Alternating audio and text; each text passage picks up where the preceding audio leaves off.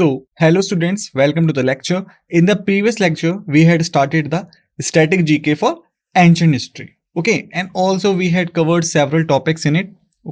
And today we are going to continue the ancient history to cover the other topics which are relevant and which are important from the examination point of view. Okay, so let's start. So first, today we having a Gupta age inscriptions. Okay, it is about the section D of our ancient history, static GK. Static GK. Okay, so I want you all to just quick revise the things which we had covered yesterday before proceeding for the lecture. Okay, so yes, in the previous lecture we had inscription versus sculptures. In the previous lecture, we had discussed the inscription versus sculptures. Got it? So I want you all to just remember what do you mean by inscription and what do you mean by sculpture. Okay, I'm giving you 10 seconds to remember it. Then I will tell you the answer. Just match the answer with your guess. Okay, so time starts now. 1, 2, 3, 4, 5, 6, 7, 8, 9, 10, times up. Okay, so basically let me tell you the answer and just match the answer with your answer which you have thought in your mind. So basically if we talk about the inscriptions, then it mainly writings carved on rocks and pillars. Okay, whereas sculptures are basically 3D objects carved on rocks and pillars. Okay, so basically in the simple terms you can say if there is only writing on the pillar, on the rock surfaces, then it is a part of inscription. But if there is some kind of statue, some kind of 3D object, some kind of 3D picture carved on the rocks and pillars, then it is a sculpture. Okay, so yes, in the previous lecture we had covered about the Ashokan inscriptions part. Okay, in this lecture we are going to cover out the Gupta age inscriptions. Okay, as in the previous lecture we had discussed that after Ashoka, not Ashoka exactly, after the Mauryan Empire, there was a Shunga dynasty, thereafter the Gupta, okay, thereafter the Vardhana. Okay, so we had covered the Shunga, Mauryan and Vardhana. Today we look at the Gupta. Okay, so basically Gupta age inscriptions. Before this, just tell me the answer of 2 questions which I would ask you, which I had also told you in the previous lecture. I just want you all to remember it. Who was the founder of Gupta dynasty? Who was the founder of Gupta dynasty? Again, I'm giving you 10 seconds to remember the answer. Okay, so time starts now. 1, 2, 3, 4, 5, 6, 7, 8, 9, 10, times up. So the correct answer is Shrigupta. Shrigupta was the founder of Gupta Empire. Got it? Now, I will just change the question little bit. And the question will become, who was the real founder of Gupta dynasty? Again, I'm giving you 10 seconds to remember the answer. So your time starts now. 1, 2, 3, 4, 5, 6, 7, 8, 9, 10. Time's up. So the answer is Chandragupta. Chandragupta was the real founder of the Gupta dynasty. Why? Because he was the one who brought the dynasty to the highest of its heights. Got it? Do not confuse it with the Chandragupta Maurya, because Chandragupta Maurya was founder of Mauryan dynasty. Okay, so just remember the difference. Got it? Now, after we have revised the facts, now come back to the topic. So today we are going to discuss about the Gupta age inscription in this lecture. So basically the Gupta age in India was around 4th to 6th century CE, is known for its remarkable inscriptions which provide valuable historical, cultural and administrative insights into the period. These inscriptions were usually engraved on stone pillars, rock surfaces, cave walls, copper plates and temple walls. Got it? Just remember the things. Just remember these things. These are important from the examination point of view, that on which surfaces the Gupta inscriptions were embodied on. So correct answer is stone pillars, rock surfaces, cave walls, copper plates and temple walls. Got it? So let's start. So first type of the Gupta inscription was donative inscriptions. Okay, what do you mean by donative inscriptions? It means if I am having something, I am giving you the thing in exchange of money or something. In exchange of money or something is donation. Right? Then answer is wrong. Donation doesn't mean merit. Okay, it is a form of trade. It is a form of trade. Got it? So what is donation? If I am giving you something for free, then it is a donation. Donate कर दिया आपने. Then it's a donation. Got it? So basically, the first type of inscription which we have is the donative inscription. Many Gupta inscriptions record the grants of land, revenue or other resources made by Gupta rulers to temples, monasteries and individuals. These donations were often accompanied by detailed descriptions of the grant and beneficiaries. Okay, so what was basically in the donative inscriptions? Let me tell you in a short. Basically, there was a concept that state was the owner of entire land and as well as all the resources. So basically that was the concept prevalent during the Gupta period, that the state was the owner of the entire land and as well as the all the resources. When I'm talking about the state, then I'm simply meaning you royal house or king. Royal house or king. So whosoever was the ruler of that time, okay, what is the royal house had the overall control over the land and the resources. Okay, so what they started, the Gupta rulers basically started to donate the land. Okay, they started donate the land and they ensured this thing that when we are giving you a land, then there must be a record of it. Okay, and that's why they use various inscriptions to mention the details about the descriptions of grant and the beneficiaries. Got it? And the example of this was first was Paharpur copper plate inscription. The first type of example of this type is Paharpur copper plate inscription. And what was written in it? So basically it was mentioned that state was the owner of land. Okay, so the thing which I had told you that there was a concept that state was the sole owner of the land. So this thing was basically mentioned in the Paharpur copper plate inscription, in which it was clearly mentioned that state was the owner of the land. Got it? Second thing which we should understand in it is the Puna plate inscriptions. Puna plate inscriptions. Okay, so what was the Puna plate inscriptions?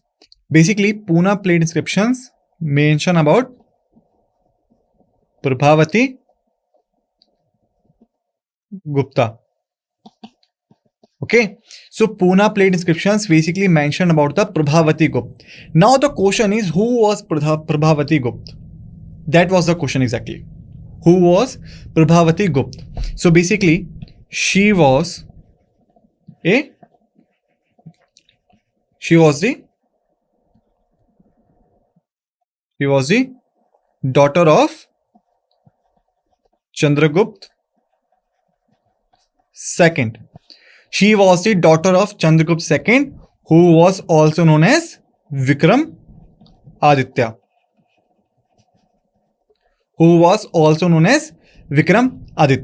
Got it? So Prabhavati Gupta, she was a daughter of Chandragupta II or Vikramaditya, about whom Puna plate inscriptions describe. Okay, so what was exact written in the Puna plate inscription? So basically, Puna plate inscriptions claims that Prabhavati Gupta made various land grants.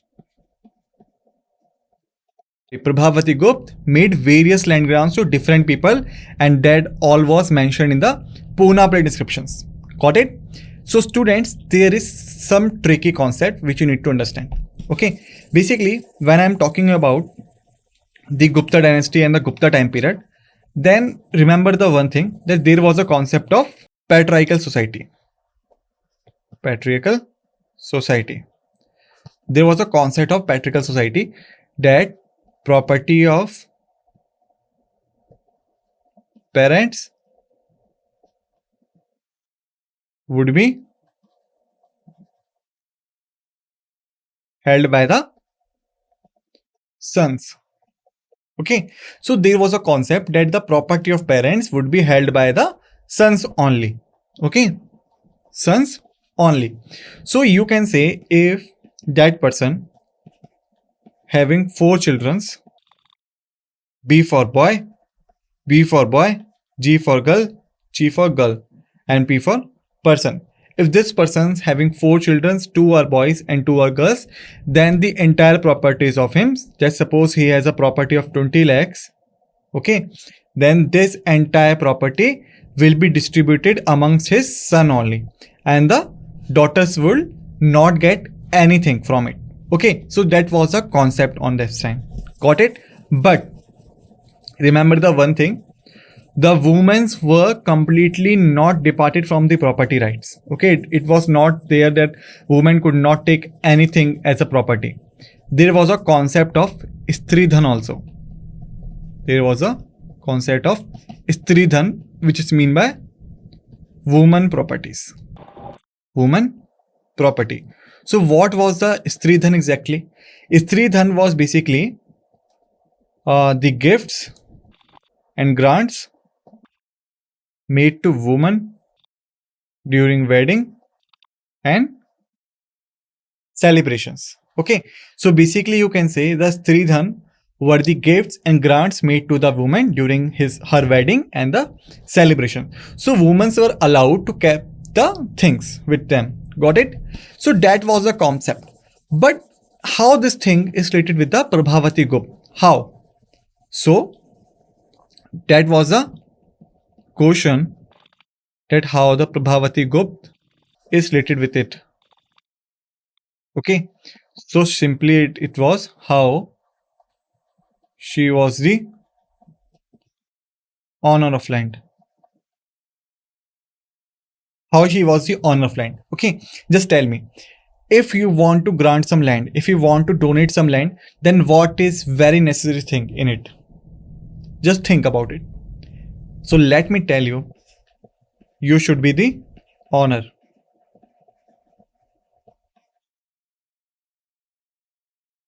Okay, if you want to donate something, then you must be the owner of the thing. Okay, you cannot donate your neighbor's house because you are not the owner.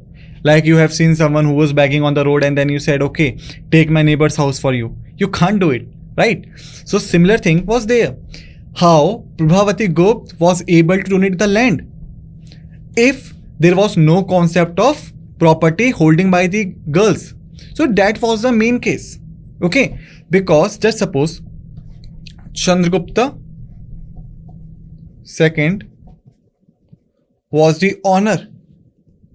Technically, because he was the king, and I have told you that the state was the owner of the entire land. Okay, when he was the owner, he must have sons, and he has the daughter named Prabhavati Gupta.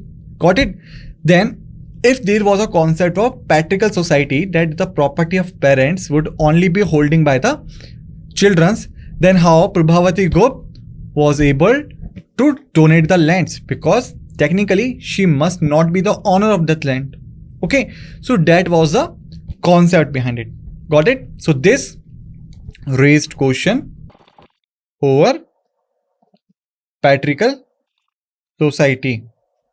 Okay, so this raised a question that some believes that there must not be some concepts like the woman would not be able to hold any land, because if we see the Prabhavati Gupta may hold a land, that means that women were allowed to hold the land. The second concept is that, the second theory basically is that only royal house women were allowed to hold the land. Okay, so that was the second concept, that maybe there was a patriarchal society and we agree that Prabhavati Gupta was donating the lands, so there must be a reason that she belonged to the royal household, or because the king had the rights to make and destroy the rules, so maybe he permitted his daughter to donate the lands and became an owner. Okay, that was the second theory. Okay, so here we have finished the donative inscriptions. Now let's move forward. Thereafter we having the religious inscriptions. Okay, a significant portion of Gupta inscriptions is related with religious activities. They mention the construction and renovation of temples, endowments to religious institutions, and the promotion of Hinduism and Buddhism. Okay, so basically the main inscription was about the Skandagupta. Okay, Skandagupta. So if we are talking about the Skandagupta, I think that we must do a little bit revision in it. Okay, so then I will tell you about Skandagupta and his religious inscription. So first start with the Shrigupta, thereafter Ghatotkach. Okay, Ghatotkach, just match the spelling. Okay, thereafter the Chandragupta, thereafter Samudragupta, the Samudragupta, thereafter Ramgupta, thereafter Vikramaditya II, who is also known as Chandragupta II. Okay, Chandragupta II. Okay, Vikramaditya after Kumargupta, and the last ruler was Sakandagupta. Okay, so that is the royal lineage of Gupta Empire. Okay, so basically Skandagupta made a donation to the Vishnu temple,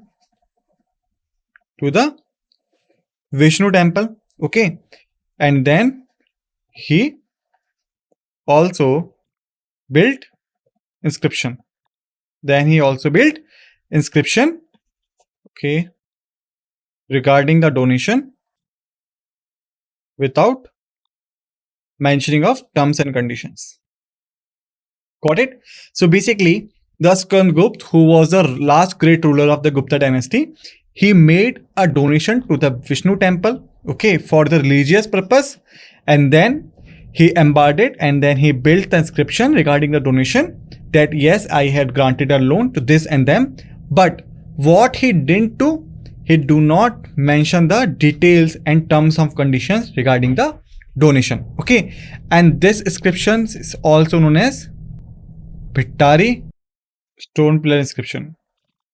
Okay, then this inscription is also known as Skandagupta inscription as well as Bhittari stone pillar inscription. So remember, the Bhittari stone pillar inscriptions belong to the Skandagupta, in which it is mentioned that he granted a land for the Vishnu temple, and he also mentioned about it, but he did not disclose the terms and conditions regarding the donations. Okay, now let's move forward. Thereafter, we have the historical records, that some inscriptions serve as a historical records providing information about the reigns of Gupta ruler, their achievements and important events during their time. Okay, and the most famous one was Kuntala, Kuntala inscription.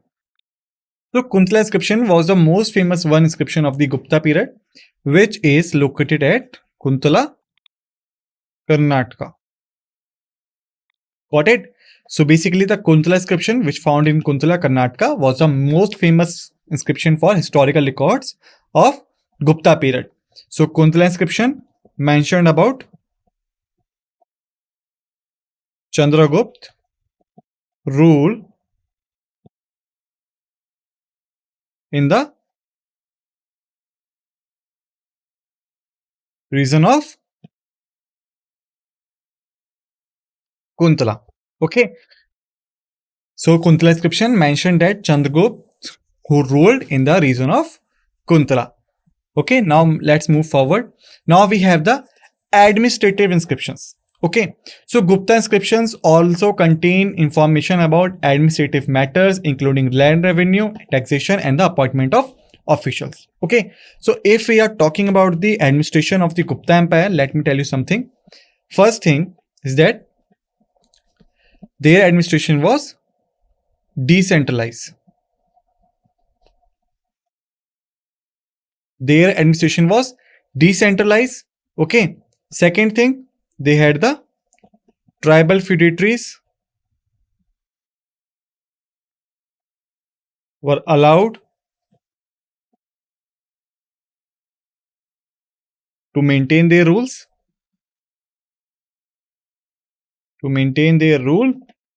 but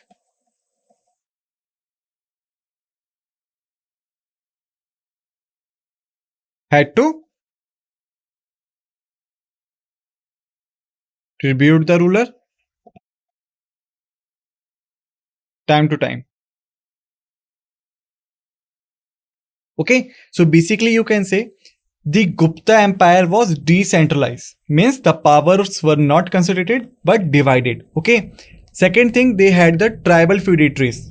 Okay, the tribes which were living inside the Gupta Empire territory, they were allowed to maintain their own rule on their own land. Okay, but they had to pay tribute to the ruler, means they had to give tax, grants, and gifts to the king to show their royalty, to show their loyalty, not royalty, loyalty towards the king. Okay, second thing is their land revenue. Second thing which we should cover is their land revenue. Okay, so first of all, we should cover the division of land. Basically, the Gupta Empire had a practice of division of land. Whatever land they have, they just divide it into some categories. Okay, so these categories are, first is Kila Bhumi. Okay, second is Kshetra Bhumi.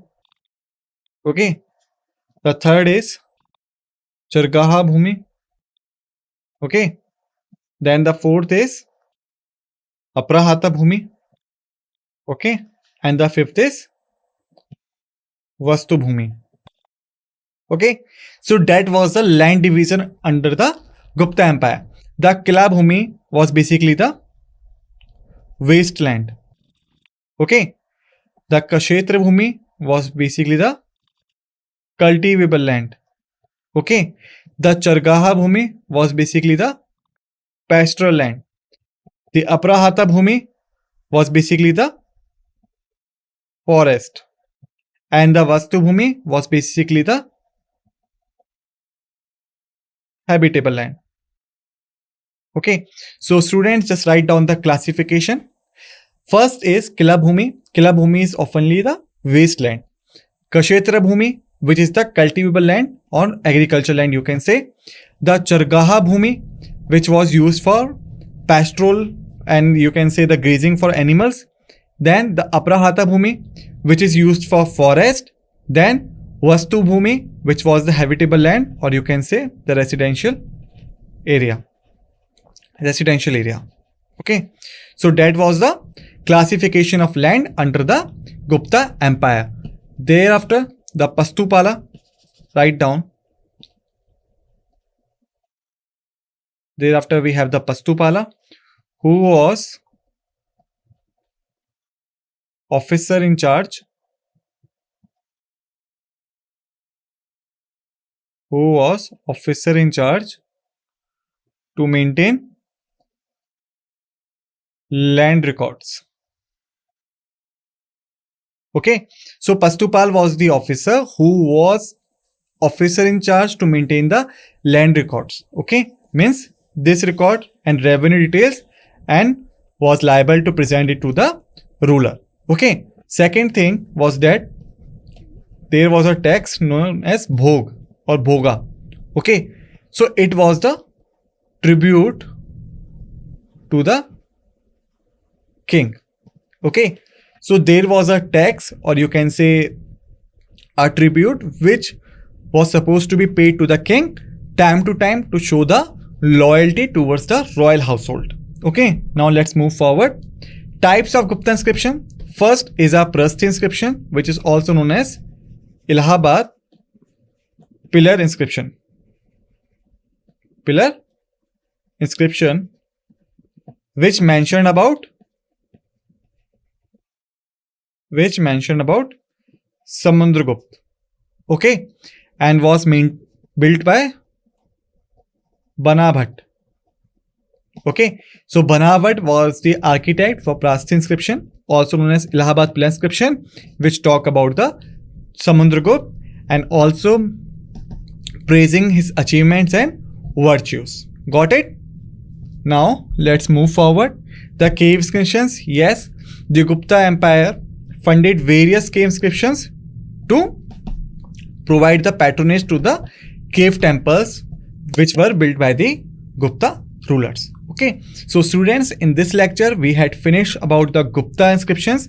In the next lecture we will start with the early ancient Indian coins. Till then, just revise the facts so that you will be able to understand the facts clearly in the next lecture.